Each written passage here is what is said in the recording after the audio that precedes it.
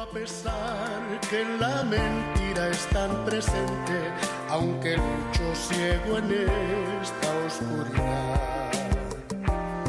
Aunque pintan frente a mí tantas puertas convincentes, ilusiones son si busco libertad. Porque creo, sé que solo tu palabra es suficiente. Porque escriba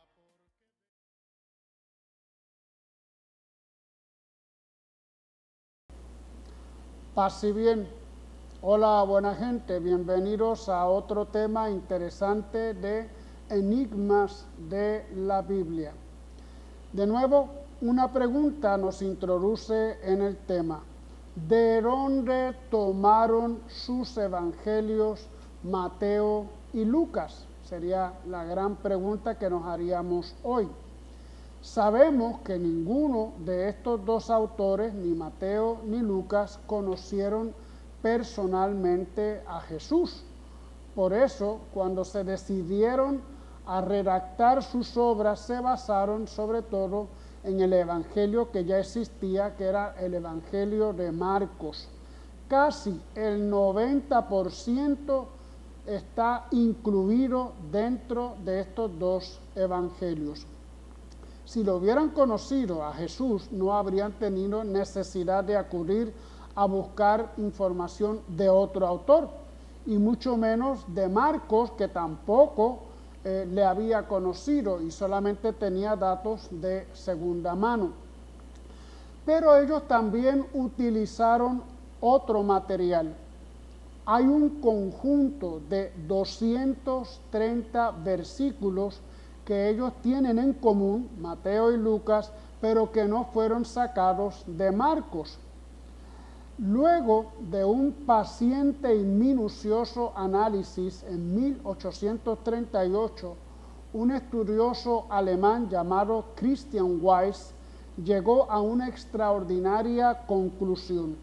Esos 230 versículos eran originalmente un libro que Mateo y Lucas conocieron cada uno por su lado.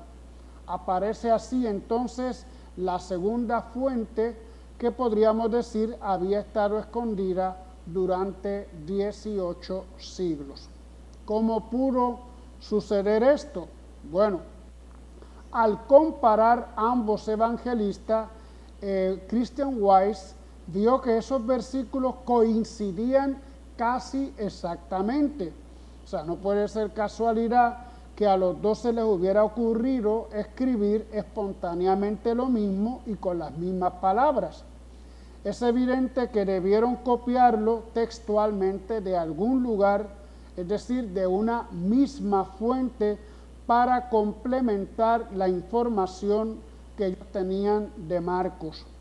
Como Weiss no sabía de qué clase de escrito se trataba, simplemente le llamó la fuente, que en alemán se dice Quelle, y por eso hoy le conocemos como la fuente Q o el documento Q. La hipótesis de Christian Weiss tuvo un éxito extraordinario. Fue aceptada poco a poco por la mayoría de los biblistas, que se abocaron entonces a estudiar el documento Q. Trataron de reconstruirlo con sus 230 versículos que tenían para ver de dónde procedía el autor, la fecha, de qué comunidad cristiana era. Y lo primero que se fue descubriendo fue que el documento contenía exclusivamente palabras, es decir, frases y dichos de Jesús. Relataba una sola curación, la del criado del centurión, en Lucas 7, 1 al 10, pero era porque permitía incluir el diálogo entre Jesús y el centurión. Y también un exorcismo, Lucas 11:4, y por la misma razón el discurso del poder de Jesús para expulsar demonios.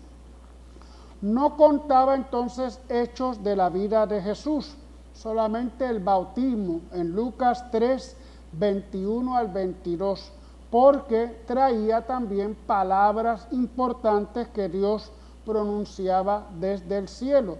Y las tentaciones en el desierto, Lucas 4, 1 al 13, por el largo diálogo que tiene Jesús con Satanás. De modo que al autor de Q, le vamos a llamar así Q, lo único que le interesaba eran las palabras y las enseñanzas de Jesús. Era pues entonces un libro de frases, 106 dichos expresados en formas literarias, bienaventuranzas, parábolas, refranes, consejos, profecías. Lo segundo que se descubrió fue que procedía de Palestina, en específico de Galilea, de las regiones que están en torno al lago de Galilea.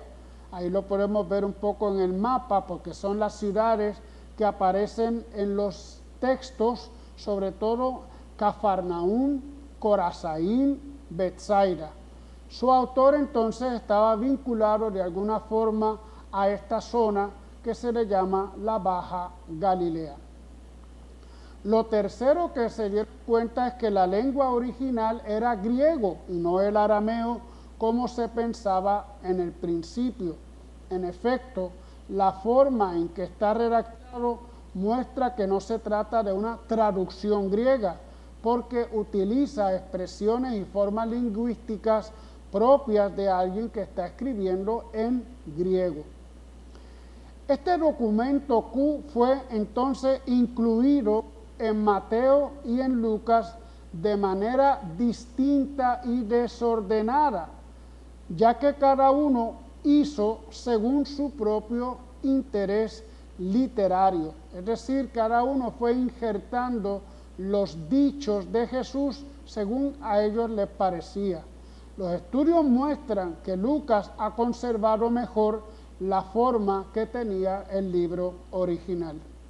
El orden que tiene es el original de Q.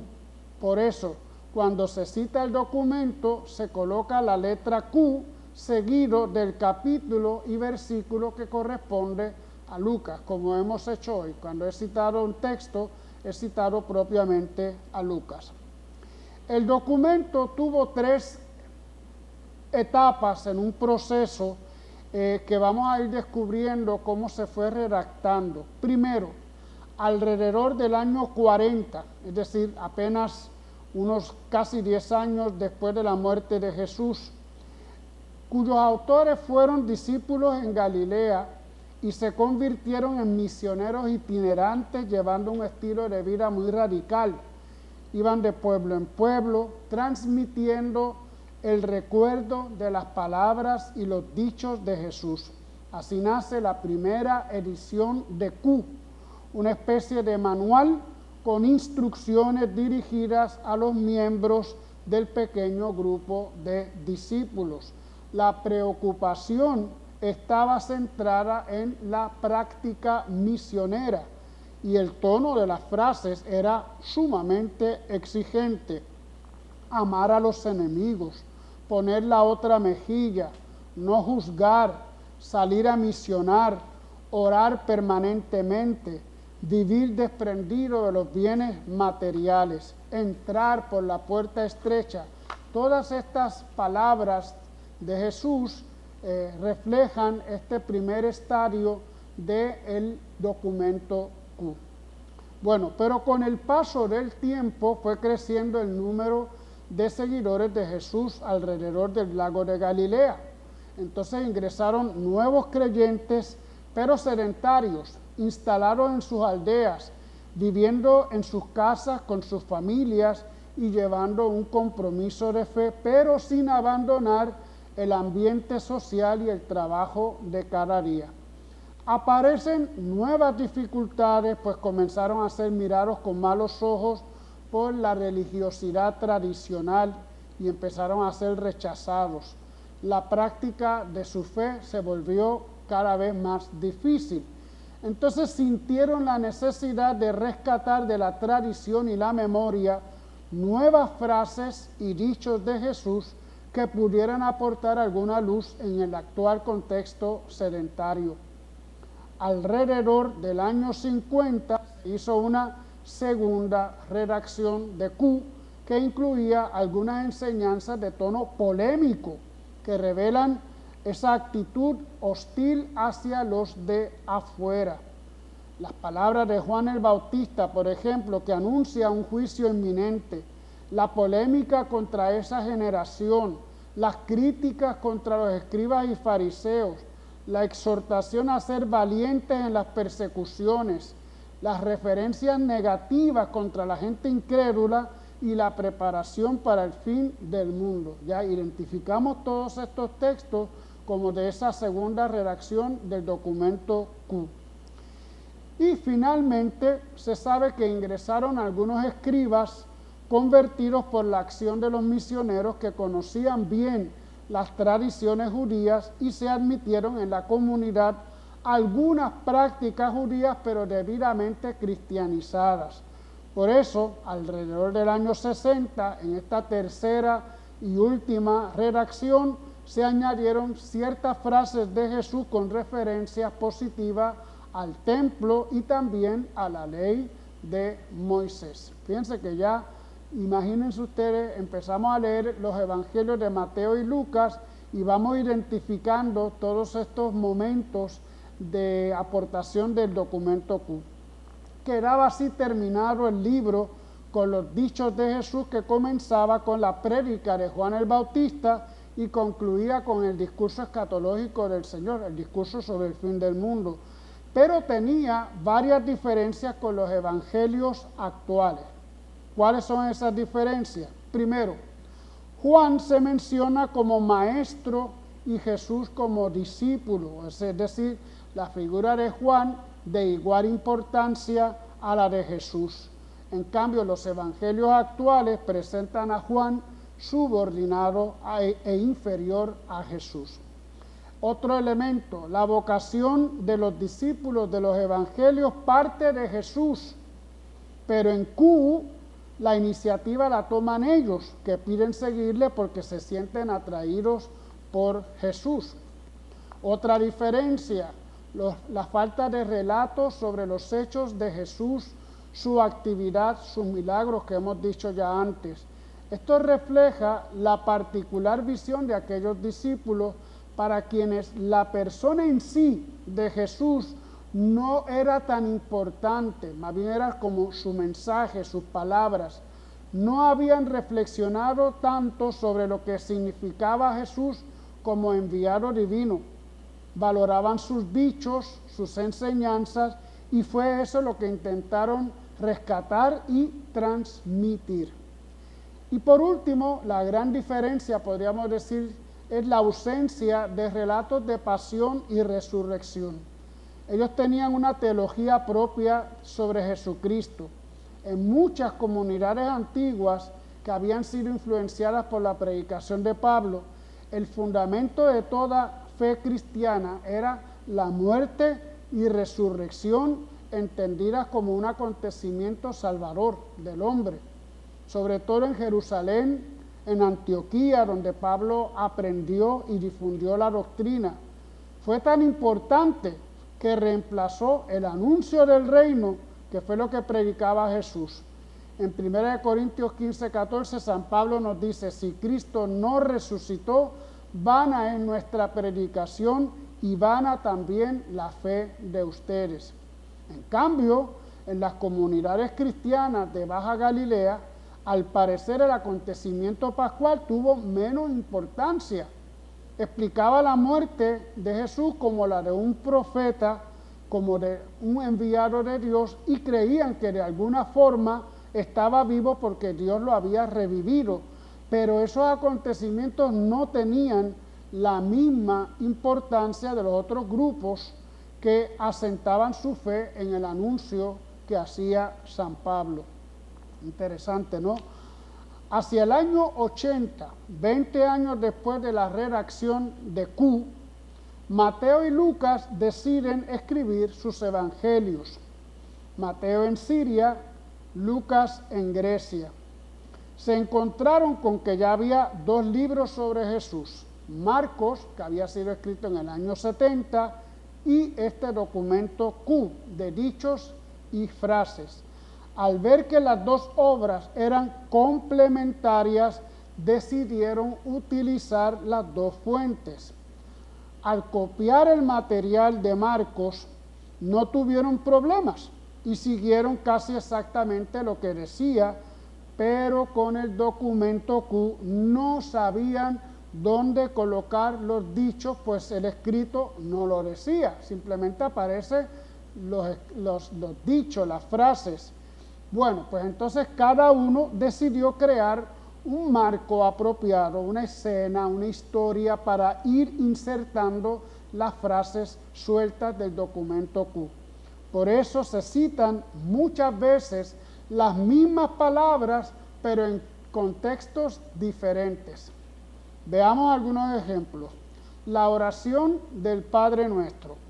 Mateo nos dice que el Padre Nuestro lo enseñó Jesús en el Sermón de la Montaña.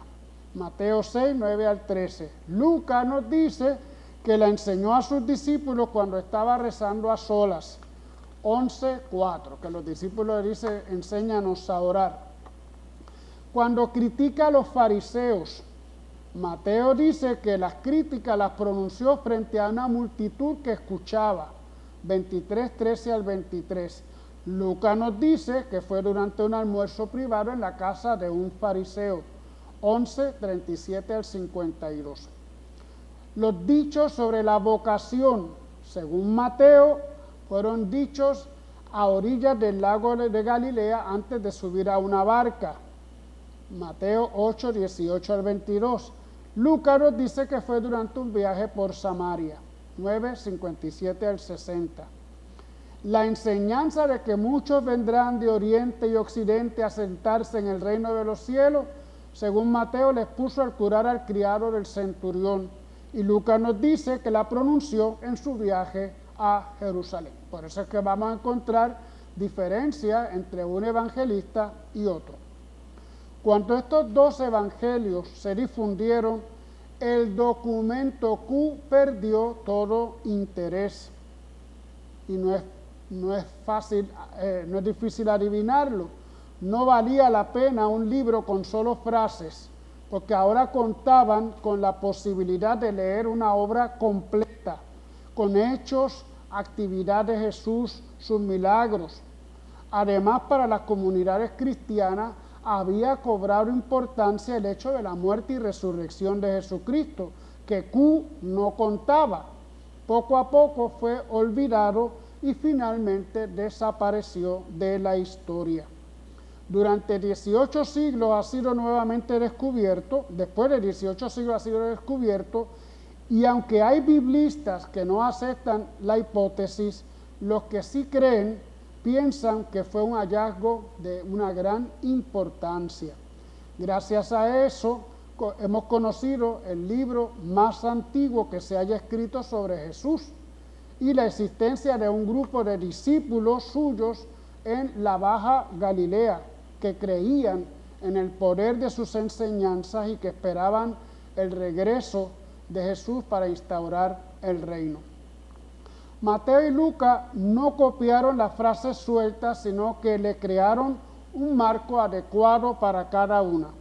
Esto nos muestra que el mensaje de Jesús no consiste en frases sueltas o en dichos aislados, sino que tiene que ver con su vida, con su historia, con su encarnación, con el contexto en el que vivió. Son muchas las comunidades cristianas que hoy experimentan también la tentación de tomar frases sueltas de Jesús y erigirlas como verdades inamovibles, sin preguntarse si en su contexto la palabra quería decir precisamente eso o no. Lo sucedido con el documento Q nos advierte que las enseñanzas sueltas sacadas de su ambiente pueden ser peligrosas, que deben estar acompañadas por la vida del Maestro, del mismo modo que nuestras palabras sueltas no valen mucho, sino que van unidas al testimonio de nuestra vida. Interesante por demás este tema de la llamada fuente Q, documento Q, del que se sirvieron Mateo y Lucas para redactar su evangelio junto con el evangelio de Marcos. Muy bien, pues ya saben que nos vemos el próximo sábado a las 5 de la tarde o el domingo las misas de 9 y 11, misas que son también llevadas por Facebook Live. Hasta entonces, paz y bien.